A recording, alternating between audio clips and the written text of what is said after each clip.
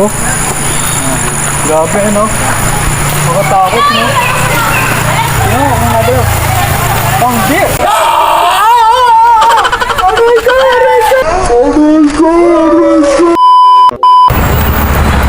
Guys, nakita niyo na ba si Lulong? Nandito yung kapatid ng Lulong. Dito na kayo makakita ng mga endangered species na mga hayop na hindi makikita sa Bulacan. Paano masabi? Ito. Meron sila dito kalabaw, kaya lang isa-sungay ng kalabaw nila. Nasaan dyan si Lulong? Ayun, nandun. Ay, ito muna. Oh, yan. Ayun, guys. Guys, meron ditong sawa, kaya lang medyo dangerous, oh. Grabe, ano? Makatakot, no? Yan, ang nabi. Ang deer! Yes, ito yung isa sa mga mapanganib na hayop dito. Endangered species ito, di nga nagalaw, eh. So, sobrang bangis.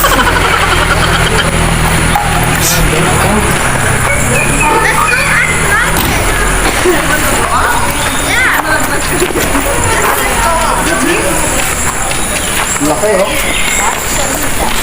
Excel doesn't have the water. Makain ka niyan. Kasya-kasya ka sa bituka niyan. Yes, ito yung si Lulong.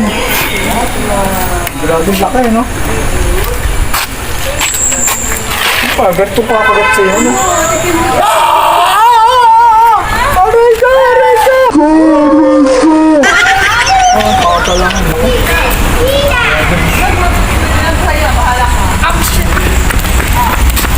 Yun yung agila, oh. Ito ba yung agila? Ayun, yun.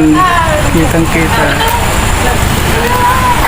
Guys, ito yung mga nandito nung panahon noon. Kaya lang ngayon kasi siyempre dumami ng tao. So ngayon ito na itong mga bago na natitira. Pero meron pa rin mga buhay ang nag-i-exist sa ating bansa siyempre. Kaya lang ito na yung natira dito kasi masyadong matao na medyo takot na. Silang lumapit. So may mga unggoy din dito. Kanina may unggoy lang, hindi lang natin masyadong nalapitan kasi yung mga unggoy. Bawal kasi silang lapitan, may batas na nakalagay dun eh. Pero kung walang nakapaskin na mga batas, Bawal bigyan ng bawal pagkain. bigyan ng pagkain, bawal silang lapitan. So kanina lalapitan sana namin, kaya lang may advisory doon, kaya hindi na kami natuloy. So ganito na lang ang sistema dito ng ng park nila. Pero in reality, ganyan talaga dati, may mga ganyan. So ngayon nga lang, medyo hindi na siya in reality kasi katulad yan, hindi yan pwede maglagay dito ng real na buhaya kasi delikado. Pero dati nag-i-exist siguro dito dati.